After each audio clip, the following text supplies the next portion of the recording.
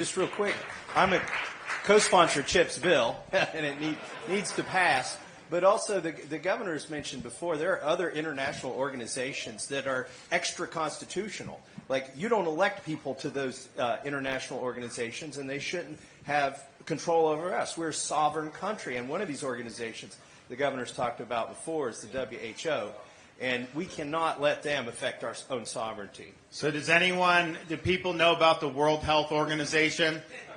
So huge problems. But first of all, even if there weren't huge problems, we should not be giving up our sovereignty to these international organizations. We're a republic of Americans, and we should be governed by the American people under the Constitution. So I have an opposition to doing that, period. But WHO, bad news, they have a pandemic treaty. It's a lockdown treaty, basically. Biden has agreed to it. I don't think it could actually be ratified by the Senate, but they're trying to basically implement that across the federal government. I work with my legislature in Florida to sign a law that says we don't recognize the WHO lockdown treaty in Florida. But as president on day one, January 20th, 2025, I take the WHO lockdown treaty, tear it in half, and throw it in the trash can, and it's done.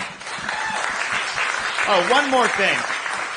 Just because I thought about UN and Haley. Like, look, I mean, first of all, she says that Iowa's votes need to be corrected and all this other stuff. It's just ridiculous. But, she was asked yesterday, why she said Hillary Clinton was an inspiration to her. And her response was that she never said that. That is a lie.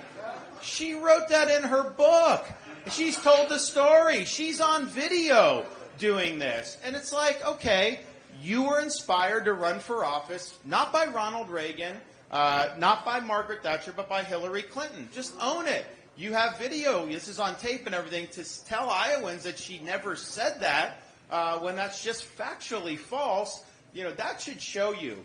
Are you somebody, a candidate that's coming here saying things, then you change your personality to go in the next state and then keep doing that? Or, like Popeye, I can say, I am what I am. Like, I'm going to tell you it straight, and I don't have to make all those adjustments, and I don't have to do any of that stuff. So that's one thing.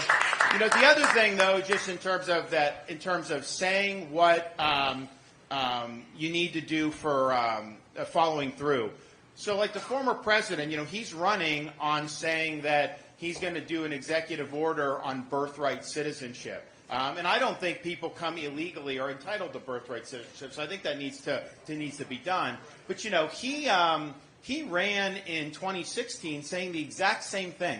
So he got in. He had 4 years. All he had to do was sign an executive order. It would have taken 30 seconds. He could have sat down, gotten it, signed it, done. 4 years, never signed the executive order on birthright citizenship.